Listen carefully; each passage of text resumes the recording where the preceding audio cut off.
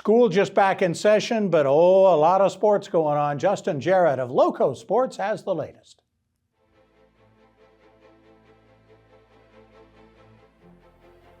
Hey Lowco sports fans, it's time for a fresh batch of Lowco Lights on WHHI, powered by LowcoSports.com.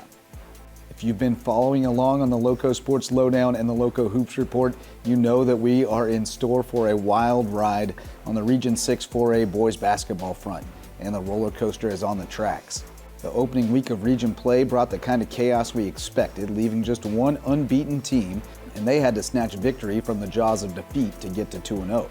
The May River Sharks are currently the team everyone is chasing after squeaking out a 39-37 home win over Colleton County on Tuesday, and then going on the road Friday to knock off region newcomer Bishop England. The battling Bishops handed Hilton Head High a road loss on Tuesday, but the Seahawks bounced back in a big way Friday night in the Nest. New Team Lowco intern Jakii Morrow was behind the camera for the first of two Bridge Bowl showdowns as the Bluffton Bobcats took an 11-game winning streak into the Nest, but left with a tough L. Kyrice, Bowman, and Joshua Hunter each had huge nights for the Seahawks, whose defensive intensity kept the Bobcats from getting into a rhythm on offense and stifled any hopes of a comeback down the stretch. Chane Brown's team also went toe-to-toe with Georgia Power St. Andrews in a 61-58 road loss Saturday, and the Seahawks have a big one Tuesday with the May River Sharks visiting the Nest with a share of the region lead on the line, while the Bobcats host a Colleton County team that was an eyelash away from a 2-0 start. Buckle up. Hampton County and Bridges Prep both started region play with wins, and the Buccaneers landed a big dub with an 80-77 triumph over Whale Branch. Many more installments of a three-way Lowco-on-Lowco rivalry that should be highly entertaining. Warriors travel to Hampton on Friday.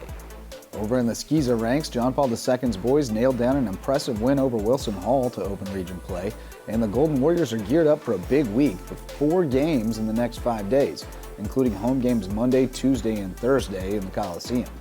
The level of talent and experience across the Lowco girls hoops landscape is down a bit after the departure of the uber-skilled 2024 class, but that also means we're seeing some major in-season growth from several area squads. None more than the Buford Eagles, who have parlayed a talented young roster and a challenging early season schedule into a 2-0 start to region play.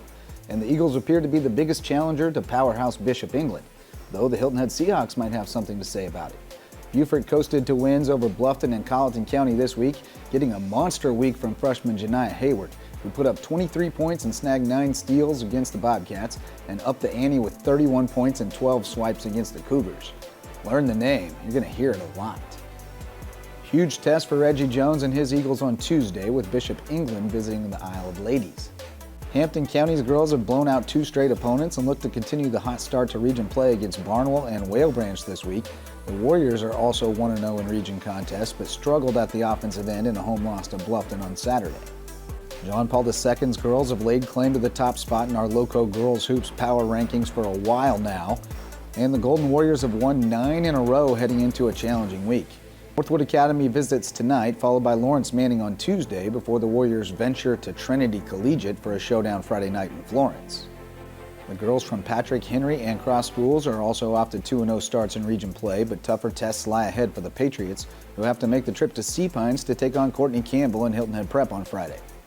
The USCB Sand Sharks left the friendly confines of the Cove for a pair of Peach Belt Conference matchups this week, and it was a mixed bag for the Lowco's team. The women put up a valiant effort in an overtime loss at Lander, but key injuries suffered in that one left the Sand Sharks short-handed in a lopsided defeat at Georgia Southwestern on Saturday. The Sand Shark men came through with 2 hard-fought wins, though, holding off Lander 81-78 on Wednesday and squeaking out a 92-91 victory in Americus to pull into a tie for second in the Peach Belt standings. USCB is back home this week with Georgia College coming to the Cove on Wednesday and a showdown with North Georgia on tap Saturday afternoon.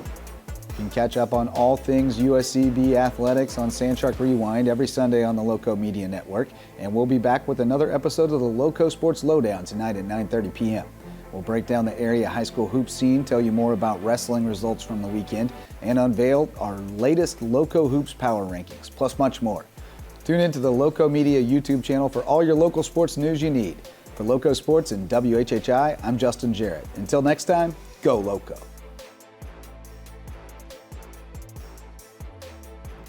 Thanks, Justin. And we want to thank all of our guests for making us just a little bit smarter over the last 30 minutes. And a special thanks to you for joining us and spending a little bit of time with us. If you missed anything at all, we'll be back in 90 minutes. I'm Bob Stevens.